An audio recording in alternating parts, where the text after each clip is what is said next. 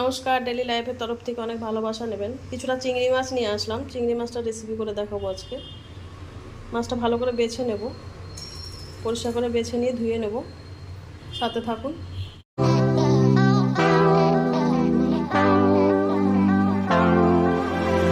মাছটা আমি ভালো করে ধুয়ে নিলাম, হলুদ লবণ মাখিয়ে নেব।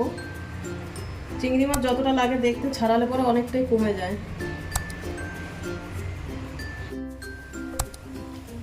মাছটা তারপর হলুদ লবণ মাখানো হয়ে গেছে, তাই 15 মিনিটের মতো রেখে দেবো।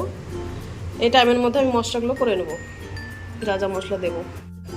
মাছটা আমি আলু টমেটো দিয়ে ঝোল করব, তার জন্য মশলা নিয়েছি কিছুটা জিরা, কিছুটা শুকনো লঙ্কা, কয়েকটা আদার পিস। এটা একসাথে বেটে নেব। কয়েকটা কাঁচা লঙ্কাটা আমি আলাদা গোটা দেব। একটু পেঁয়াজ আছে এখানে, বড় সাইজের একটা পেঁয়াজ আছে। মশলাটা আমি বেটে নেব। গরম হয়ে গেছে, সরষের তেল দিয়ে দেবো। তেলটা গরম হয়ে গেছে, মাছটা দিয়ে দেবো।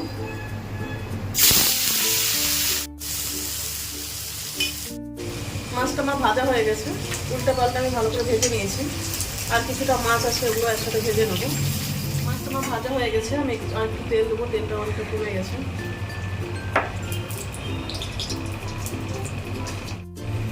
একটা গোটা শুকনো লঙ্কা দিয়ে দেবো, একটু জিরা, গোটা জিরা, আলুটা দিয়ে দেবো। 5 মিনিট ভেজে নেবো। পেঁয়াজটা দিয়ে দেবো। আমি আলুর মধ্যে পেঁয়াজটা দিয়ে দেবো, পেঁয়াজটা একসাথে ভেজে নেবো।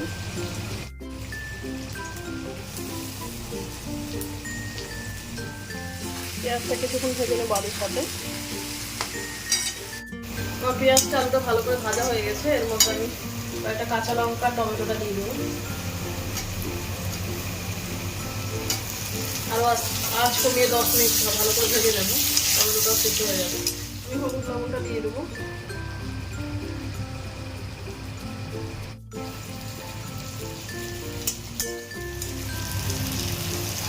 মশলাটা আমি দিয়ে দেবো। আগে তো দেখিয়ে দিয়েছিলাম মশলাটা কী দিচ্ছিলাম। দিলাম জিরা, আদা বাটা, লঙ্কা বাটা, মশলাটা দিয়ে দিলাম। মশলার জলটা দিয়ে দিলাম। ভালো করে 10 মিনিট মশলাটা ভালো করে ভেজে নেবো। মশলাটা আমার ভালো করে ভাজা হয়ে গেছে, এবার আমি জলটা দিয়ে দেবো।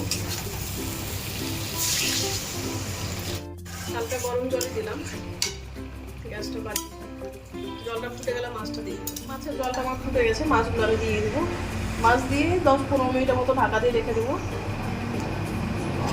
আমি ঢাকনাটা উঠিয়ে দেখবো।